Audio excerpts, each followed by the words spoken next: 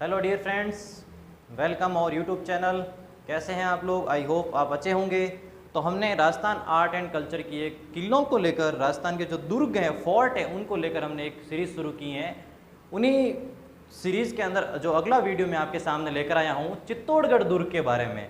आपने अगर पहले जो मैंने दुर्ग के जो वीडियो अपलोड किए हैं वो नहीं देखे तो जाकर ज़रूर देखें उनको, और अपना रिव्यू ज़रूर दें, अपना कमेंट ज़रूर छोड़ें उसके अंदर, ताकि हमें पता चले कि हम जो आपके सामने जो सीरीज़ लेकर आ रहे हैं वो आपको कैसी लग रही है, पसंद आ रही है या नहीं आ रही है। चलो बिना टाइम वेस्ट किए हम एक और दुर्ग के बारे में जानकारी आपके सामने पेश कर रहे हैं, चित्तौड़गढ़ दुर्ग के बारे में। सबसे पहले देखते हैं इसका जो निर्माण है, इस दुर्ग का निर्माण कब हुआ। तो इस दुर्ग का निर्माण है वो कब हुआ था? ऐसा माना जाता है कि इस दुर्ग का निर्माण है वो 7वीं शताब्दी के अंदर हुआ था। कब हुआ था? 7वीं शताब्दी के अंदर इस दुर्ग का निर्माण हुआ था। तो इसका निर्माण किसने करवाया? तो जो प्रारंभिक जो निर्माण है, इस दुर्ग का जो निर्माण है वो किसने करवाया? चित्रांगद मौर्य ने करवाया था। इसका निर्माण किसने करवाया था? चित्रांगद मौर्य ने करवाया था। चित्रांगद मौर्य ने इसका निर्माण करवाया था।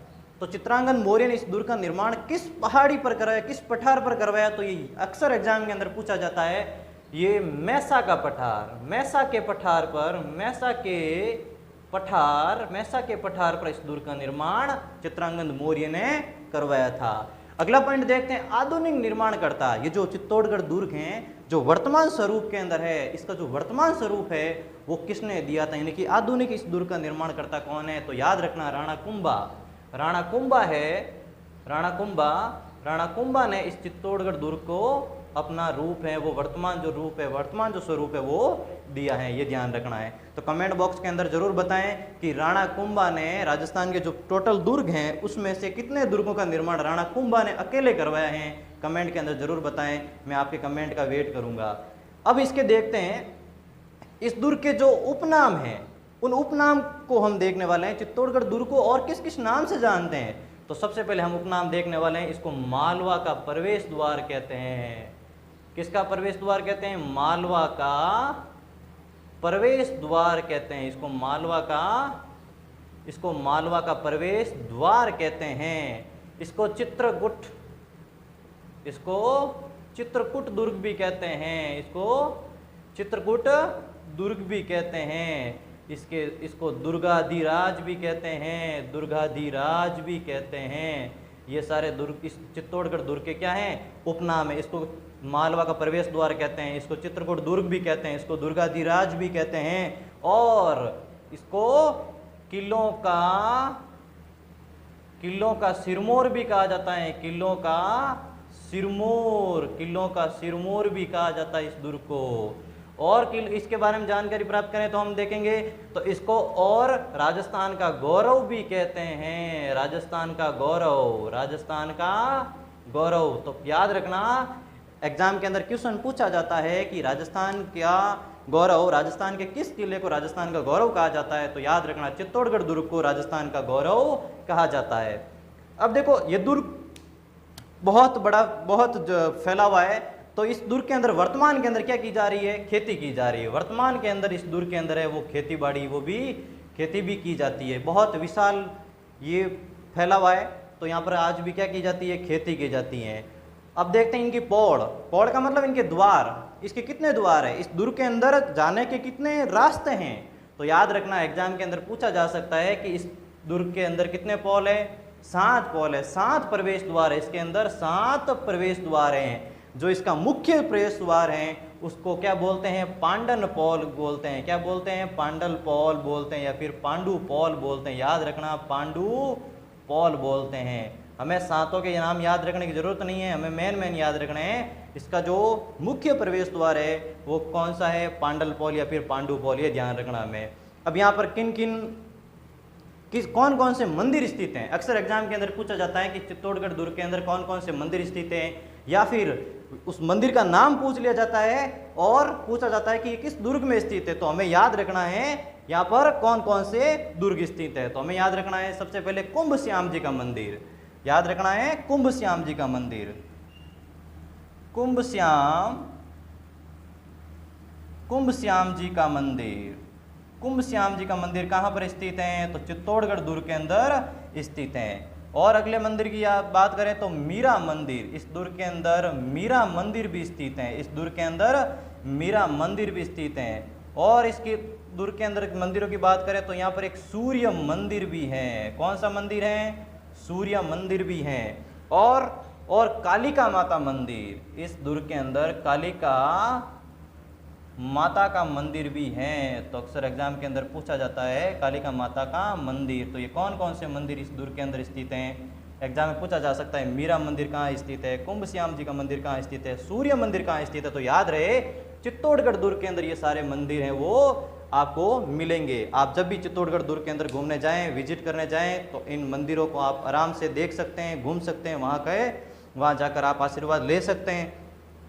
तुलजा भवानी मंदिर, वहाँ पर चित्तौड़गढ़ दुर्ग के अंदर तुलजा भवानी का मंदिर है। ये मैंने अलग से पॉइंट क्यों लिखा है? क्योंकि तुलजा भवानी मंदिर, तुलजा भवानी है, ऐसा कहा जाता है कि ये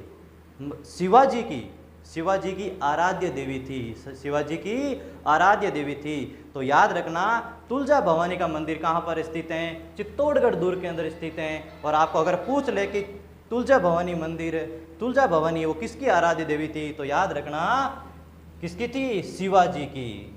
शिवाजी की आराध्य देवी थी। तो तुलजा भवानी मंदिर का मंदिर भी, तुलजा भवानी का मंदिर भी कहाँ पर स्थित है? चित्तौड़गढ़ दुर्ग के अंदर स्थित है। और इसके पॉइंट के बारे में बात करें, और कौन कौन सी चीजें यहाँ पर स्थित है? छतरी, यहाँ पर किन किन की छतरियां स्थित हैं? तो याद रखना आपको यहाँ पर रैदास वह कल्ला राठौड़, रैदास व कल्ला राठौड़ की यहाँ पर छतरी स्थित हैं। एग्जाम में पूछा गया है बार बार, राजस्थान के जो एग्जाम होते हैं, राजस्थान पुलिस हुई या ग्राम सेवक हुआ, पटवारी का पेपर हुआ, जो भी पेपर हुए हैं उसके अंदर ये एग्जाम के अंदर बहुत बार पूछा गया है कि रैदास और कल्ला राठौड़ की छतरी कहाँ स्थित है। तो याद रखना चित्तौड़गढ़ दुर्ग के अंदर रैदास व कल्ला राठौड़ की छतरी स्थित है। और देखते हैं यहाँ पर कौन कौन से महल स्थित हैं। तो याद रखना जयमल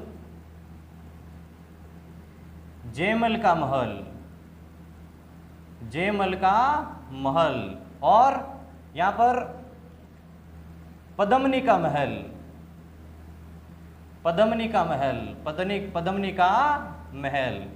तो इन महलों के बारे में आपको पता होना चाहिए। और महलों की बात करें तो यहाँ पर नवलखा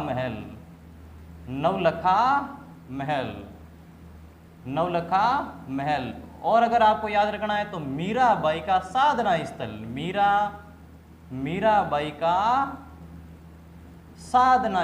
मीराबाई का साधना स्थल भी इसी दुर्ग के अंदर स्थित है। मीराबाई ने अपना लंबा समय यहाँ पर बिताया था। मीराबाई का साधना स्थल भी यहीं स्थित है। मीराबाई का जो मंदिर भी है वो इसी दुर्ग के अंदर स्थित है, चित्तौड़गढ़ दुर्ग के अंदर स्थित है। तो आपको ये फैक्ट आपको पता होने चाहिए। और यहाँ पर कौन कौन से कुंड स्थित हैं, तो आपको ये ध्यान रखना है, जौहर कुंड यहाँ पर स्थित हैं, जौहर कुंड स्थित है। यहाँ पर गौ कुंड भी स्थित हैं, ये ध्यान रखना, गौ कुंड भी स्थित हैं। तो ये थोड़े से आपको फैक्ट याद रखना। जौहर कुंड कहाँ पर स्थित है, अगर आपको एग्जाम में पूछ लिया जाए तो कहाँ पर स्थित है? चित्तौड़गढ़ दुर्ग के अंदर जौहर कुंड स्थित है। तो यहाँ पर कौन कौन सी बावड़ी स्थित हैं, तो आपको ये ध्यान रखना, एक इंपॉर्टेंट है ये जो बहुत बार पूछी जाती है, घी व तेल की बावड़ी कहाँ पर स्थित है? तो आपको याद रखना है चित्तौड़गढ़ दुर्ग के अंदर घी और तेल की बावड़ी स्थित है। चित्तौड़गढ़ दुर्ग के अंदर घी और तेल की बावड़ी स्थित हैं। दुर्ग का संपूर्ण व्यास यानी कि दुर्ग है वो कितना फैला हुआ है, इसकी दुर्ग की हाइट कितनी है, ऊंचाई कितनी है, कितना लंबा ये फैला हुआ, कितने किलोमीटर के अंदर फैला हुआ है, इस दुर्ग का कितना व्यास है यानी कि कितना विशाल मात्रा में फैला हुआ है। तो हमें याद रखना है ये जो दुर्ग है वो 16 किलोमीटर की लंबाई के अंदर फैला हुआ है।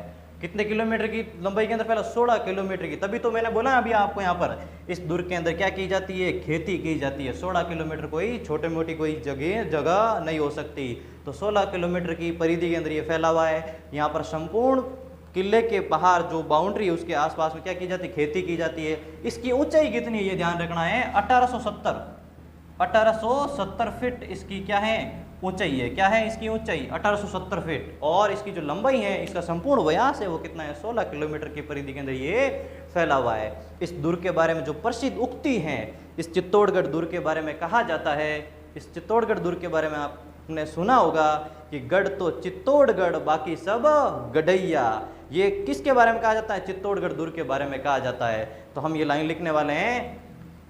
इस दुर्ग के बारे में क्या लाइन कहा गई है? गढ़ तो चित्तौड़गढ़, गढ़ तो चित्तौड़गढ़ बाकी सब गढ़ैया। ये उक्ति इसके लिए प्रसिद्ध है, ये ध्यान रखना है। तो चित्तौड़गढ़ दुर्ग के बारे में कहा जाता है, इस दुर्ग की विशालता के बारे में कहा जाता है, विशालता को देखते हुए कहा जाता है गढ़ तो चित्तौड़गढ़ बाकी सब गढ़ैया। और देखते हैं अकबर का आक्रमण।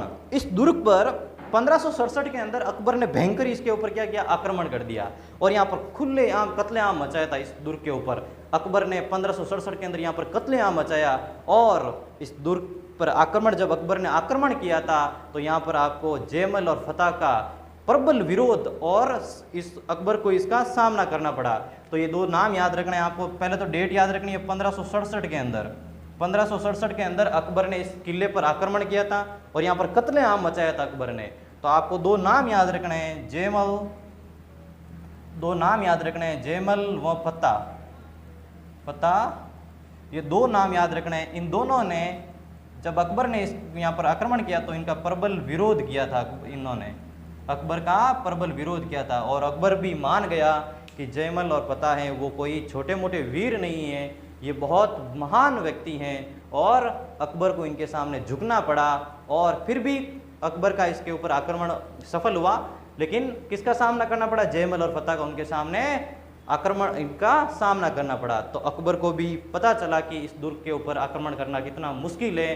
तो चित्तौड़गढ़ दुर्ग के बारे में जो मैंने आपके सामने ये चीज़ें रखी हैं वो सारी एग्जाम के अंदर, एग्जाम के पॉइंट ऑफ व्यू से मैंने आपको सारी चीज़ें बताई हैं। और अक्सर ही एग्जाम के अंदर सारे क्वेश्चन पूछे गए हैं, एक भी ऐसा क्वेश्चन नहीं है जो चित्तौड़गढ़ दुर्ग के बारे में पूछा नहीं गया। तो हम फटाफट इसका क्या कर लेते हैं? रिवीजन कर लेते हैं।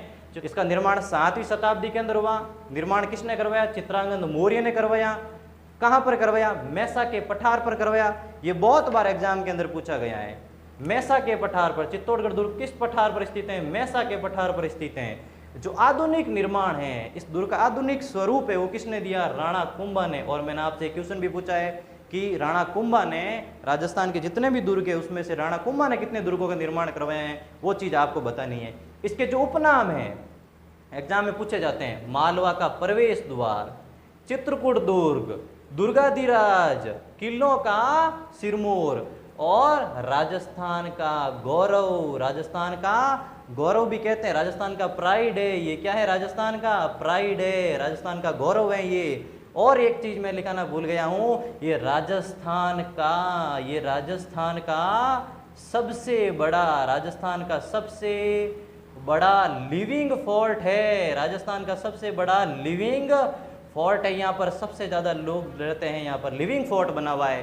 तो आपको कमेंट बॉक्स के अंदर बताना है कि राजस्थान का दूसरा सबसे बड़ा लिविंग फोर्ट कौन सा है, कमेंट के अंदर जरूर बताना। यहाँ पर खेती भी की जाती है, मैंने आपको बताया 16 किलोमीटर की परिधि के अंदर ये फैला हुआ है, बहुत लंबा एरिया है। तो यहाँ पर आज भी खेती की जाती है। यहाँ पर 7 पोल है। इसके प्रवेश द्वार कितने? 7। मुख्य जो प्रवेश द्वार है उसको पांडु पोल या पांडल पोल कहते हैं। यहाँ पर बहुत सारे मंदिर भी स्थित हैं, ये याद रखना है। कुंभ श्याम जी का मंदिर, मीराबाई का मंदिर, सूर्य मंदिर, कालिका माता का मंदिर, ये सारे मंदिर कहाँ पर स्थित हैं? चित्तौड़गढ़ दुर्ग के अंदर स्थित हैं। तुलजा भवानी का मंदिर, तुलजा भवानी मंदिर आपको याद रखना। तुलजा भवानी कौन थी? शिवाजी की आराध्य देवी थी। शिवाजी जब भी युद्ध करने जाते थे इस माँ का, तुलजा भवानी माँ का क्या लेते? आशीर्वाद लेते और दुश्मनों के ऊपर टूट पड़ते। तो ये सारी चीजें आपको याद रखनी है। और कौन सी चीजें? छतरी, रैदास और कला राठौड़ की छतरी कहाँ स्थित है? चित्तौड़गढ़ दुर्ग के अंदर स्थित है। महल कौन कौन से? जयमल का महल, पद्मनी महल, नवलख का महल, मीराबाई का साधना स्थल, ये सारे कहाँ स्थित हैं? चित्तौड़गढ़ दुर्ग के अंदर स्थित हैं।